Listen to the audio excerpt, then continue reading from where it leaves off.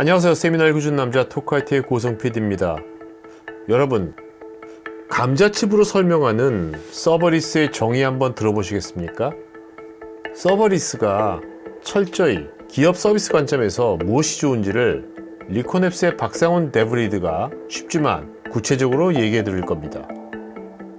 여러분, 최소 단위라는 게 있습니다. 이게 무슨 말이냐? 여러분께서 이제 길을 걸으시다가 나 감자칩이 너무 먹고 싶다. 감자칩 땡기는데? 그래서 감자칩을 먹고 싶어요. 근데 많이는 먹고 싶지 않고 한두 개 먹고 싶어요. 많이 그렇게 땡기진 않습니다.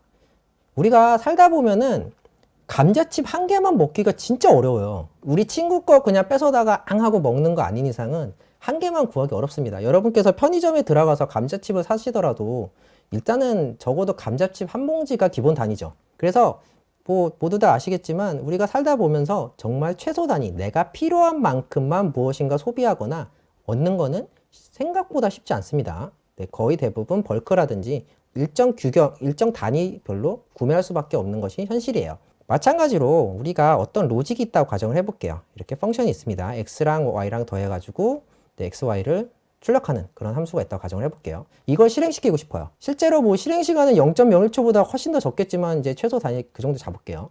근데 지금 과장을 보태서 AWS의 T2 나노 인스턴스를 프로비전해서 이 로직을 돌리기 위해서는 적어도 5분은 걸려요. 콘솔 로그인 해야죠. EC2 올려야죠. 그리고 프로비전하고 자바든 노드든 모든 어플리케이션 설치한 다음에 이 함수 구현해서 돌아가는 거 명령어 때리고 하면은 제가 보기에는 적어도 2, 3분은 걸립니다. 그래서 제가 0.61초짜리 로직을 실행하기 위해서 실제로 드는 시간은 그거보다 훨씬 커요. 몇십 배죠. 그런데 서버레스 환경에서는 정확하게 실제 소요 시간만큼만 제가 인프라를 잡아먹고 사용할 수 있다는 얘기예요. 이건 대단한 얘기죠. 정말 말 그대로 최소 단위에 근접하게 완벽하게 똑같진 않더라도 최소 단위에 근접하게 제가 인프라를 사용할 수 있다는 것이 특징입니다. 서버레스란 클라우드 환경에서 서버의 관리 없이 어플리케이션을 실행할 수 있는 모델이 바로 서버레스예요. 여기서 이렇게 중요한 단어가 두 가지 나왔어요. 중요한 문장이. 일단 클라우드 환경이어야 되고요.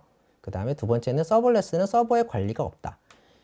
제가 서버의 관리가 없다는 건 뭐냐면은 서버를 제가 실제로 볼 필요도 없고 관리할 필요도 없다는 거죠. 근데 제가 저희 집에서 예를 들어서 저희 집이라든지 회사라든지 이런 곳에 서버를 두면은 직접 관리해야 되잖아요. 그러면 그런 것들이 성립할 수가 없겠죠. 그래서 이 서버레스 아키텍처의 대전제는 뭐냐면은 클라우드 환경이어야 된다. 그래서 다시 바꿔 말하면은 이 모든 서버레스는 정말 클라우드를 극단적으로 활용하는 거예요. 바꿔 말하면은 진짜 정말 필요한 만큼만 서비스를 제공하는 방법이라고도 정의할 수가 있어요. 제가 트루라고 이제 가로쳐놓고 온디맨드라고 했죠. 좀 전에 서버리스는 온디맨드 서비스라는 언급이 너무나 와닿았습니다. 서버를 사용하지 않는 것이 아니라 넷플릭스처럼 사용하고 싶을 때만 사용하는 것이겠죠. 여기서 필요할 때 필요한 만큼만 서버를 사용할 수 있다면 가성비는 확실히 좋아질 것입니다. 일반적인 인프라 사용량에 대해서 그래프를 그려보면은 이렇게 돼요. 사용량이 계속 이렇게 변동을 하죠. 왜냐면은 이제 게임으로 예를 들면은 오후 2시에는 사람들이 되게 몰릴 거고 새벽 2시에는 사람이 없을 거잖아요. 사용량이 올라갔다 내려갔다 올라갔다 내려갔다 하는데 우리가 만약에 이제 여러분께서 서버를 구축한다 하면은 서버를 어디다 맞춰야 될까요? 네, 여기죠. 여기 피크 사용량에 맞춰야겠죠.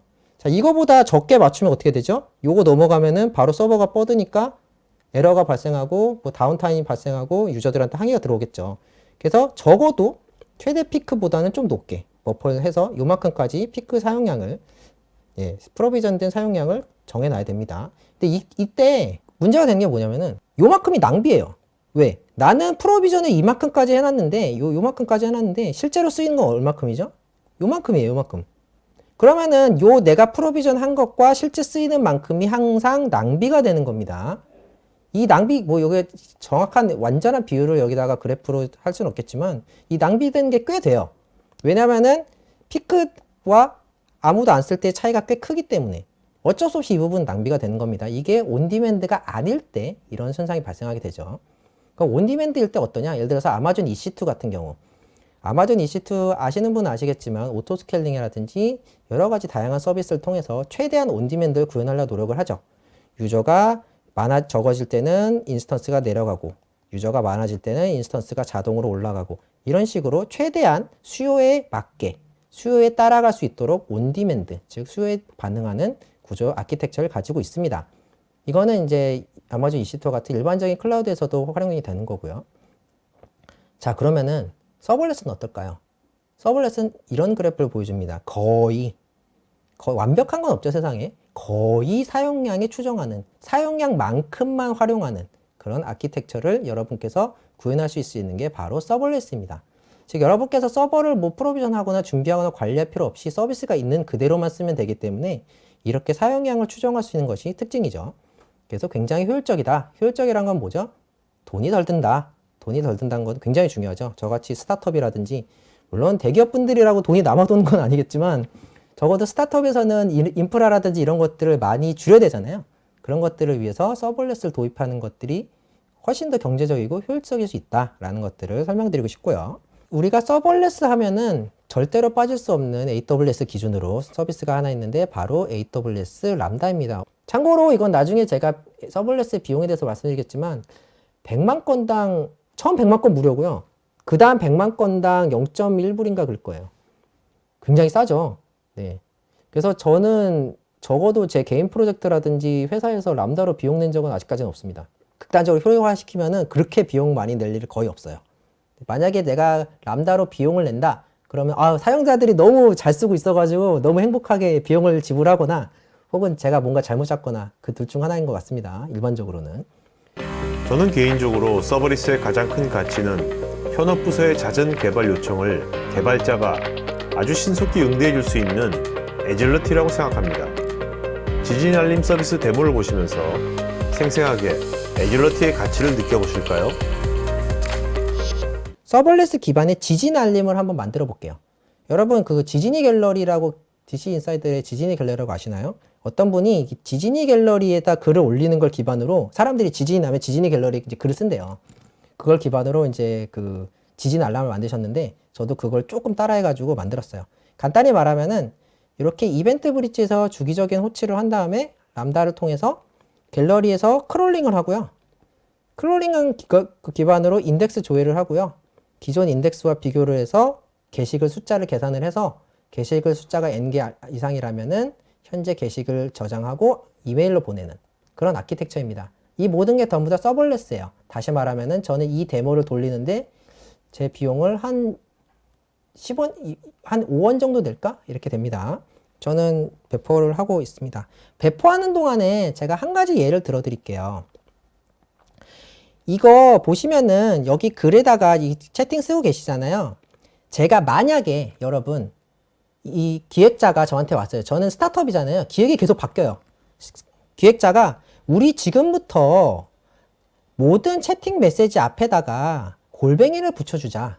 이런 이제 요구사항이 왔어요. 저는 어떻게 하죠? 옛날이라면은 뭐 빌드하고 해야겠지만 저는 간단하게 보여드릴게요. 제가 지금 얼마나 오래 걸리는지 한번 보세요. 이거 기획을 반영하기 위해서.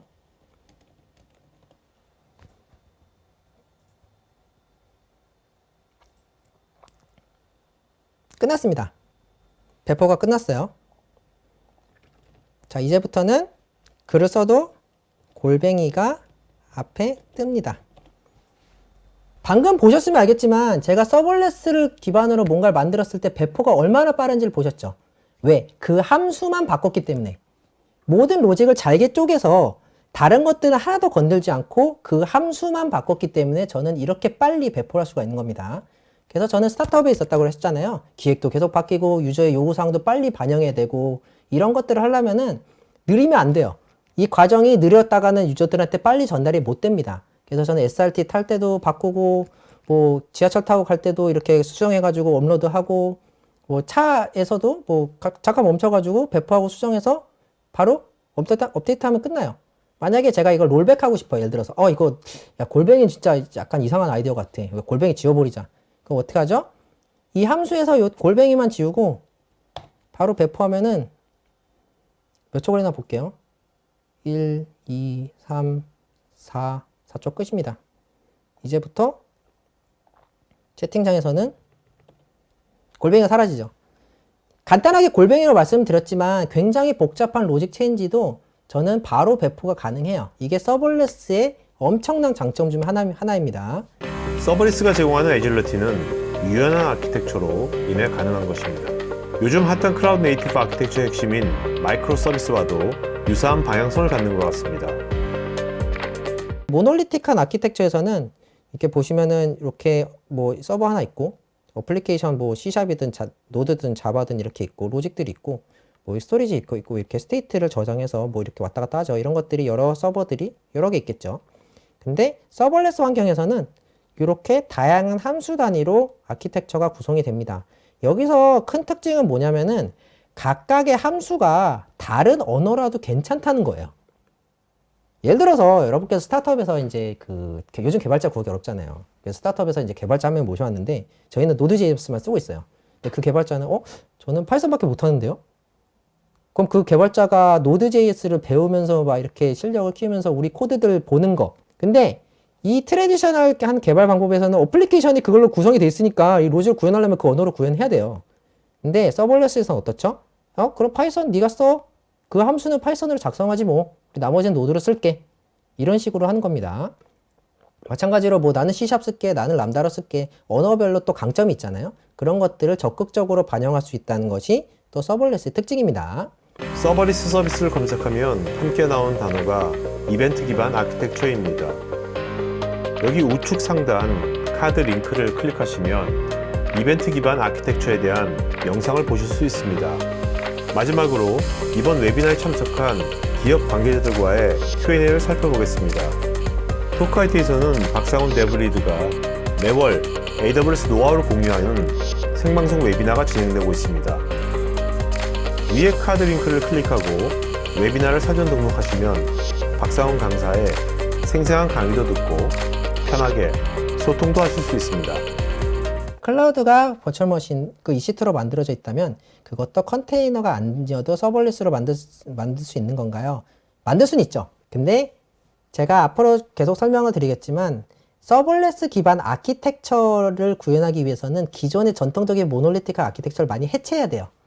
하나의 함수도 함수용으로 분리를 하고 로직들을 분리를 하고 저는 실제 그 웹사이트라든지 뭐 복잡한 로그인이 포함되는 이런 웹사이트를 완전 서버레스 구현한 적이 있는데 아키텍처 단위부터 새로 설계했습니다. 그래서 기존에 있는 거를 서버레스화 시키기는 솔직히 말씀드리면 굉장한 노력이 들고 그게 정말로 타당하고 합리적인 결정인가는 모든 경우에서 그렇다고 생각하지 않아요. 왜냐하면 기업도 사람을 쓰고 맨파워가 있고 월급도 줘야 되잖아요. 그런 결정에 비해서 서버레스를 쓰는 게 압도적으로 좋으냐? 그건 모르겠어요. 그래서 케이스 바이 케이스다 라고 말씀드릴 수 있을 것 같습니다. 그리고 똑같은 일을 하는 코드를 서버레스 형태로 실행할 때와 모놀리틱한 형태로 실행할 때의 비용만 비교하면 일반적으로 서버레스 비용이 더 낮게 나타나요. 일반적으로는 그렇죠. 그러나 모놀리틱한 서비스에서만 돌릴 수 있는 것들도 있기 때문에 그게 단순하게 완벽하게 비교는 어렵습니다. 그래도 일반적인 경우에는 서버레스가 훨씬 싸죠. 서버레스 사용 시간과 비용 절감 오토스케일링 관련 사항은 어떻게 지원이 되는지요? 이 오토스케일링 관련 사항에서 오토스케일링은 자동으로 되고요. 네, 오토스케일링 고민할 필요 없다는 것도 장점입니다. IT 전문 방송 토크IT에서 테크 분야별로 짧고 진한 시리즈 영상들을 편하게 골라서 보실 수 있습니다. 구글이나 네이버에서 한글로 토크IT 치시거나 토크IT.tv 사이트로 오시면 됩니다. 이 영상이 마음에 드시면 좋아요, 구독 부탁드립니다.